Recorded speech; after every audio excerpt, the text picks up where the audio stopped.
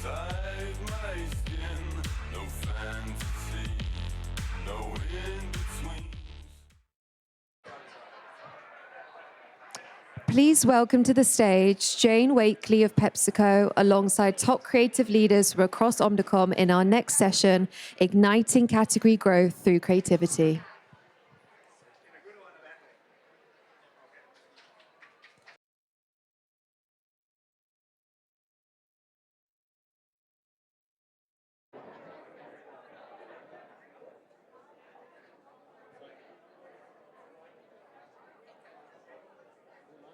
Images.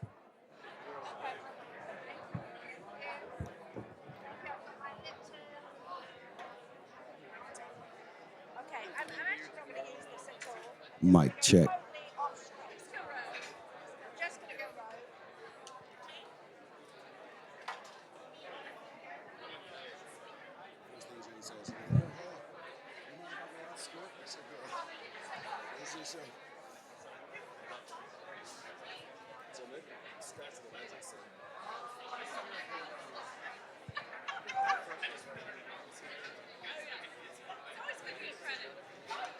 Now live on the stage, Jane Wakely of PepsiCo alongside top creative leaders from across Omnicom in the session, Igniting Category Growth Through Creativity.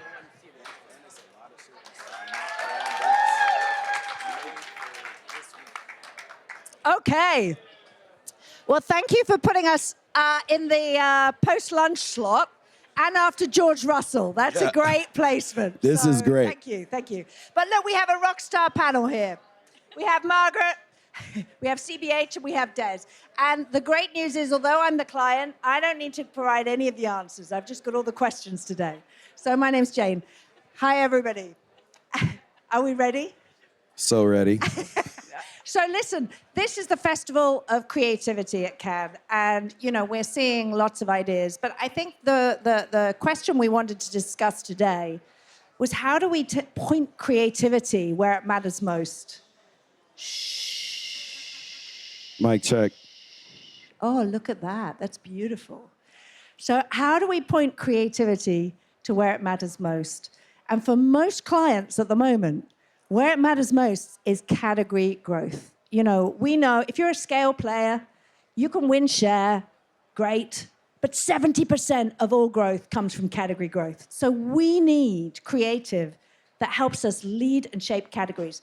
And I know you've had to think about this and you've got some examples to go for. So I'm going to go straight for Des on this. Des, what have you seen this week, or what are the best examples you've seen around the festival that really seek to lead and shape, drive category growth?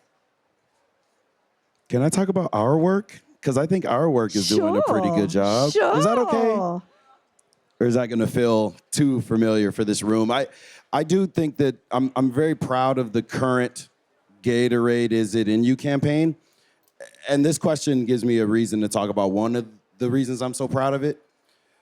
The casting in our launch film included stretching Gatorade's definition of who they consider to be an athlete. And for the first time, we put a known person, non-athlete, in front of the camera and alongside the professionals. And I think when we're talking about category growth, that was one of the creative ways that we saw our Gatorade audience start to consider the excellence that brand creates is not only for the world's best athletes. It can actually trickle down to someone that's just as normal as you and I, but maybe you know them for a different reason. And so, there was a lot of benefit to adding Kendrick Lamar, but I think that was one of the big ones. There was a lot of young kids saying oh, it's made for him, then it must be also made for me. The first rule of category growth, new users, love it. And congratulations, it's a fantastic campaign. Thank you. What I also love about that campaign is it's built off a very big idea that's not a new idea, right? So perhaps you can talk about how did you take it and reinvent it for now and make it so culturally relevant? Yeah, that's a great question. Reintroducing the world to Is It In You was an honor. We're in year 2 of it now. Year 1 was literally about reintroducing it. We've gone a couple of decades before or after the original run of Is It In You? And so we saw an opportunity to bring something classic back, but to add a modern flair and understanding to it. So, we updated the visuals, and I think the bigger change is the deeper definition of what it stands for in that phrase, Is It In You? So Season 1, we're calling it, reintroduce Is It In You? Season 2 now, we're dimensionalizing the it's through the roster and through culture and hip hop as well. And just to get nerdy, for the audience, what I love about it is that it's both a human truth and a product truth, right? So I don't know how many of you have seen the Colored Sweat. I'm probably preaching to the converted here, but where's the Gatorade team? Where's the Gatorade team? Woo!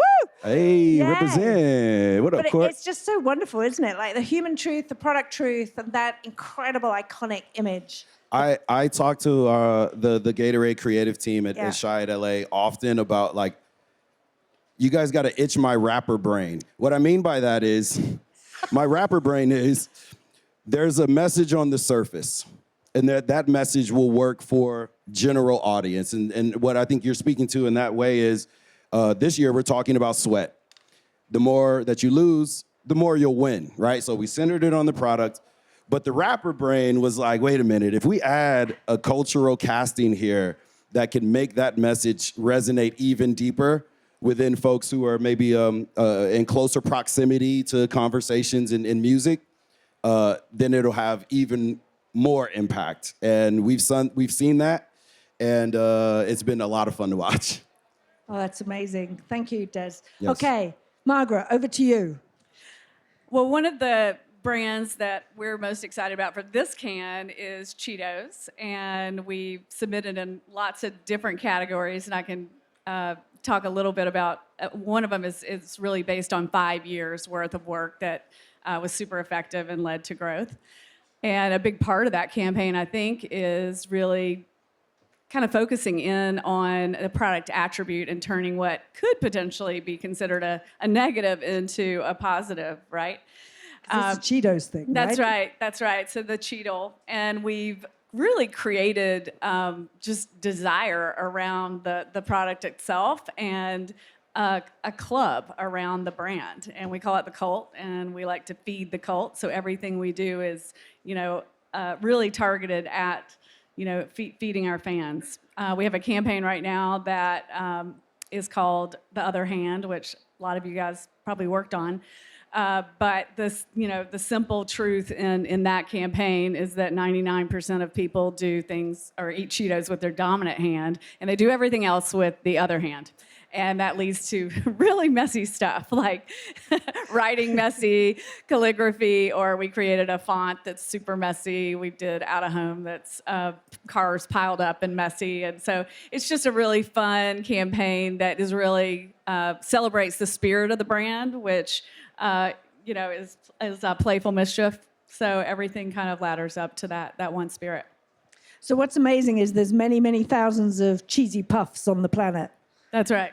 but Cheetos is the only one that is highly distinctive and as a result worth paying more for, and as a result has created this big movement across the world. So thank you for that. Congratulations. It's That's a big right. idea. And you feel like you're a part of something, right? The tagline is it's a Cheetos thing. So it's not for everybody. And that's kind of cool. That's the point. You Now, always want to be in the club. it's a You can't Cheetos get thing. it. I actually had mocked up an AI version of myself in that famous Katy Perry outfit, but I am yet to sport it at Cannes. So I'm working up to that one. So CBH, what about you? Category growth. What inspires you about category growth and the role creativity can play? I think we don't think about it and talk about it enough. My business partner, Nancy, who's just up here, she may have just left me for George Russell, but hope she's still We're here. going to Okay, come good. back to F1. I think. Okay, well, I think it actually there's it from the brand perspective, but also from the agency perspective. We can all chase around the same brands for a slightly smaller budget every few years when something turns over, or we can look to expand the category and look to emerging brands and new kinds of clients and expand what we do. So of course we need that mindset ourselves, and we have to think in that shift. So again, I don't see someone drinking a Coca-Cola and think, wouldn't it be great to swap that for a Pepsi? I see someone eating and 99% of people eating are not drinking a Coke or a Pepsi, and I'm like, put a fucking Pepsi there. So I think that mindset is something we don't naturally have. I think, but I think we do know that big idea executions do grow categories. So whether we're waiting to see the full results on Pepsi chase cars, where we say food deserves Pepsi, but we know when the Man Your Man Can Smell Like came out for Old Spice, a year later, overall sales for men's body wash across every brand were up 11%. And 6 months after Michael CeraVe, 20% rise in all CeraVe sales. So we know that big idea executions grow, and they force your competitors to up their game, and they grow the market for everyone. So I think that's what we should be chasing. And just to get geeky about it, I mean, both your ideas like are targeting not the competition, but targeting water, right? So superiority in hydration, better with Food Deserves Pepsi does that. It's targeting water to expand the category. I love that. I love that. Go on, you can tell us a bit more about the idea, CBH. Okay. What are you excited about the idea itself? Well, I think not to think too far ahead, but you know, the truth of a big idea is obviously you can stretch it and stretch it and stretch it. And I think we've kind of worked with Mark and Lou and the team over the last few months to really define the platform. And the way we've done it is Food Deserves Pepsi at its core is that we know the flavor of Pepsi brings out more flavor in greasy food than water or other colas. And we know this, therefore, we will act with complete impunity to make sure there's a Pepsi in the hand of anyone enjoying delicious food. And that clarity allows us to do things like chase pizza deliveries, but it also makes sense then why we would do share a Pepsi, because Coke is busy sharing Cokes with Joe and Steve and Patty. That's weird. It's your With drink. bestie? Share it. Yeah, with your bestie, share it with a hamburger, share it with wings. So again, the idea, it doesn't, the shape and style of the execution can change, but the ambition is wherever there's food, we're gonna find a way to get a Pepsi there because we know it's gonna make things better for you. Okay, I love that. Well, look, that's a fantastic sort of run through some of the work that you're proud of yourself that achieves the mission of expanding and shaping categories. But what have you seen at Cannes this year? What ideas have you seen that you've gone, oh, god damn, I wish that was ours? And you know, have you seen it? What have you seen? Who wants to go first? I'm seeing a bit of blank faces here. Okay, well, I'll go for one. I think, because this kind of answers a couple of things I think you've been poking around about when it comes to growth. But I really admire, this is probably controversial because it's a competitor. I really admire Liquid Death. I think they have a really funny ad out right now. They're advertising these mini kegs, and the ad for it is these pregnant women like dancing to like, you know, hardcore rock and roll. And drinking water, which is just funny. There's a real humor, and we've been talking a lot about humor to the campaign, and it feels really fresh for the category, which I think was just really welcomed. And I think their approach to just visually the way that they are representing their product is amazing too. They've embraced skate culture, which is also like really, really different for the category. And they've single-handedly made it cool to drink water at night at parties. So they've, you know, figured out a new occasion for their product that people used to be, this is before it was in vogue to drink, you know, not drink anymore, when they started doing this. But like, they made it cool to drink water at a party. Amazing. Des, over to you. I'm walking to work later today. Admission. So This my isn't going well. experience actually so far, I will say I've been impressed with the hotel side of the Crescent. I've had a lot of not only like run-ins, but actual real meetings with a lot of the pop and entertainment world space. And I've noticed that a lot of that talent are getting their reservations to pretty much just stay on that side of the street and get their business done over there. And so I've actually found that to be really interesting, that Hollywood and the music space are making their presence felt a bit more. And they're doing it in a way that is, it's sometimes integrating with the larger cans, but in a way they're also like, you know what, we're gonna stand over here and come talk to us when you're ready. And that's kind of my strategy as well. So I like that. Okay, nice. CBA. I think Cannes does a really good job at celebrating the best big idea executions, the ones that do grow markets, drive business, delight consumers. I do still think at some point we have to deal with the fact that I don't think we can afford to do executions that are designed for this audience. My old creative partner said something once that really stuck with me and always inspired me to try to win here with things that wins with consumers first, which is that Cannes famous is the saddest kind of famous. And once he said that, that kind of washed over me, and so that it was always about the day job. So I do think the right work gets recognized, but among it, I think we've got to be more honest with ourselves. You know, was this solving a business problem? Did a real audience see this, experience it? Would it drive them to change their behavior? I don't know if we're asking that enough. No, for sure. That's a frustration, right? I think we hear it across the CMO community, for sure. Like, we need to point creativity at the jobs to be done to help our business, to serve our consumers. That's the creativity we should be celebrating, for sure. Hear, hear. Yeah. So have you seen any case studies here that do that from others? So we've heard Liquid Death, you know. I mean, the one I spotted, which I really like, was Vogel's, actually. I don't know, have you seen that? You've seen that one? It's a Australian bread brand. And the insight is it's Australia's favorite, but no one uses it to make their toast, which of course is one of the number one repertoire moments, I'm guessing, of bread. And they don't use it to make their toast because it's a high moisture loaf. You see how much I know about Vogel's from this case It study? worked. I'm in love with this idea. But they recognize that Australians don't make it to make toast because it burns, because it's got this high moisture. So they did this brilliant thing. They took every toaster in Australia. They calibrated what's the exact way to cook a Vogel's piece of bread in the toaster. And then they, with the toaster manufacturers, put stickers on every toaster sold on what is the calibration of how to create the perfect slice of toast. So it meant they had distribution in every electric retailer, and on, you know, every new toaster that sat on a kitchen aisle said Vogel's on it. How brilliant is that in terms of category growth? I thought that was a really neat little idea.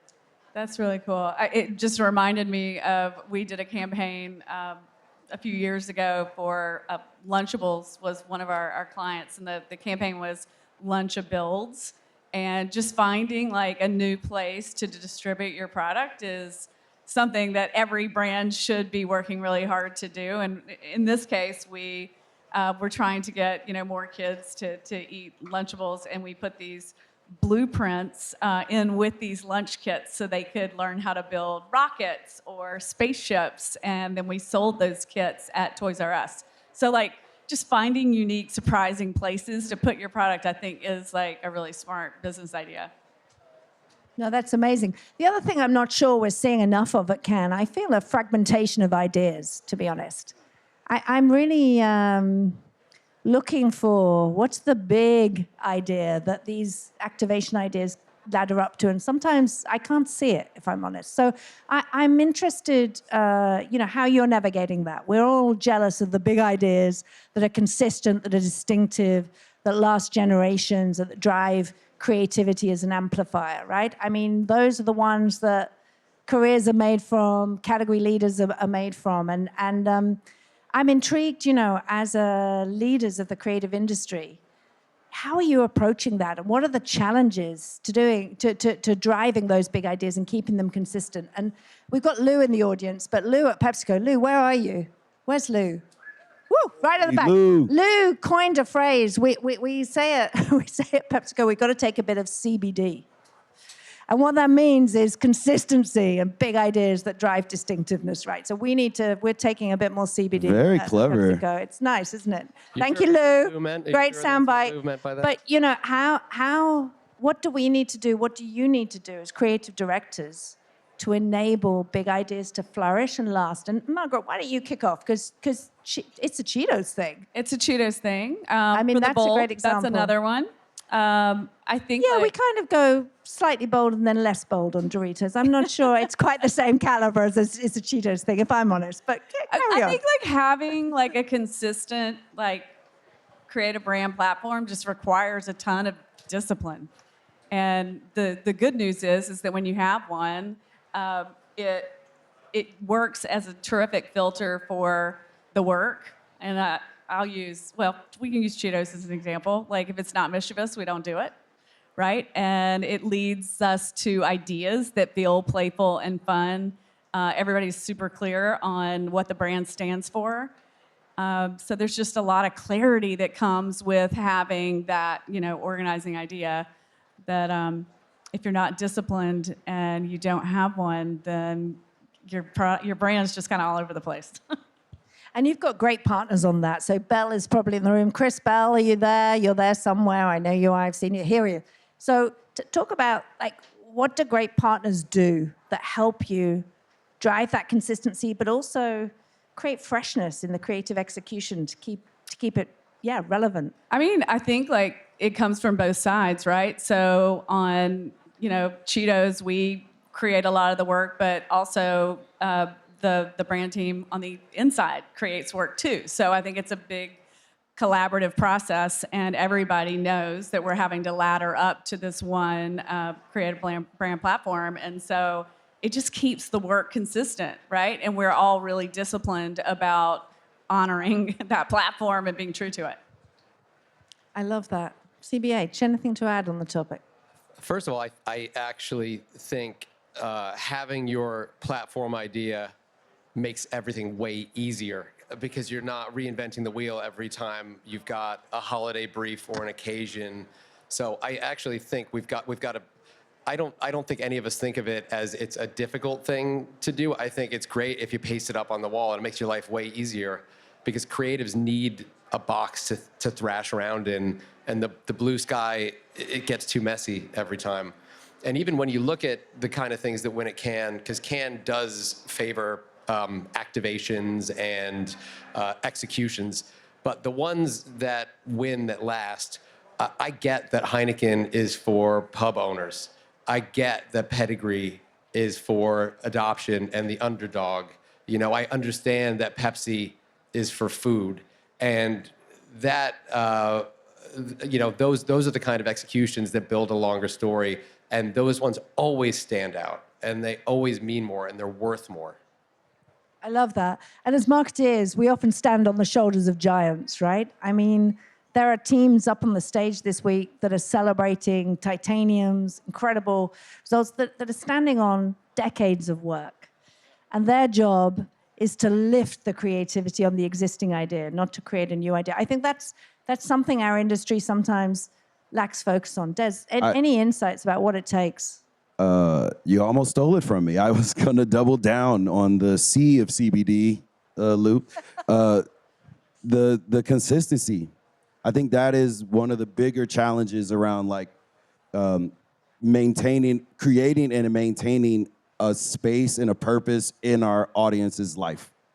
Imagine you had a friend and they were just different every time you saw them. Like, it had a different, idea. True. Of what fun I was might every not time trust you met them. I might not trust them. You wouldn't trust them. It wouldn't be a relationship that you would really hold dear, So that's what makes the Is It In You campaign and really our clarity around Gatorade's belief of only what's inside matters. Like that is the roadmap to how we will behave in the world. And so sticking to the consistency allows for the real creativity to really shine too, because you really start getting to the fun stuff in years 2 and 3 and 4 when you really can get a bit more unexpected and show up in places that are a bit more surprising, but still under that platform that is familiar. Well, and the work itself hangs together over time. If I'm really thinking about Cheetos, like if you go, back 5 years, Cheetos Museum was just as mischievous and playful as Can't Touch This, as like all the other hand campaign that we're doing today, right? You could look at that body of work and it all hangs together, So that consistency is really just because of the platform, and that's super important. And by the way, I think this year they've added more 10-year, effectiveness platform lions. I'm looking at Ali Rez, Al Nahir, Ariel share the load. You've got things like, you've got that kind of work, and that's the kind of work we have to look at here. The ones that become a piggy bank for everybody, both creatively and obviously for business success. Okay, last question. So, look, we're here. I think we all get inspiration from each other, but we also need to bring the outside in. So, I want one idea, one big idea that it doesn't have to be from this year, but that you'd be jealous of in your career. One outside in inspiration of a big idea, a big creative platform that you were like, damn, I'd like to have had a part of that. Okay, let me go first because you guys will probably have much better answers. But mine actually connects to something I was disappointed because I thought it was going to be a platform, and it actually just turned out to be an excellent execution. It's called the comment section, and it's for Australian tour services, and the film is brilliant. It is. I won't spoil it. Please go look it up and watch it. But after watching the film, I was like, oh, please tell me there's a website or even more activity playing off of this insight that they brilliantly played with, and there wasn't. Oh. Yeah, so I think I'm actually seeing more and more opportunity where it's like, oh, you didn't take it as far as you could have with that, and you left us hanging a little bit. So Still could be done. Still could be done. CBH? This morning, I walked the work with one of our clients, Tim Hoppin from SAP, and we were looking at some really brilliant ideas that felt like they're living in a prototype kind of world that many kind of can winners do, or they may not be scaled. And so in conversation with him, we thought, why don't we just get like 50 VCs next year and walk the work and then have them actually fund some of these ideas that are more prototypes? So I thought that was a pretty big idea. I'm not joking. Okay, that's a pretty lovely big idea. That's a big idea. You heard it here, so don't steal it. Okay. I mean, I think like iconic brands that come to mind are Nike, obviously. Apple has just been super consistent over time. Who saw Tor's speech? If you didn't look it up, it was amazing. I didn't see it, but everybody Yeah. is talking about it. But I have seen a lot of the work that they put out this year, their AI work, and it's still like some of the most mind-blowing stuff that I've seen in the innovation space. And it still stays true to who they are as a brand. That whole body of work over time really hangs together, just about thinking differently and, as a creative person and as a business person. So I think they do a nice job. You know what? The merch. I think it's Did hard you see to, that it's, one? it's hard to beat that, but I think what they do so beautifully is human insight, high distinctivity. Like it's unmissable. Yeah, I'll land with that. Okay, so thank you. We've got to wrap it up. Really, thank you so much. It's so you. nice to ask the questions rather than answer them. Thank you. Okay. Thank you. Thank you.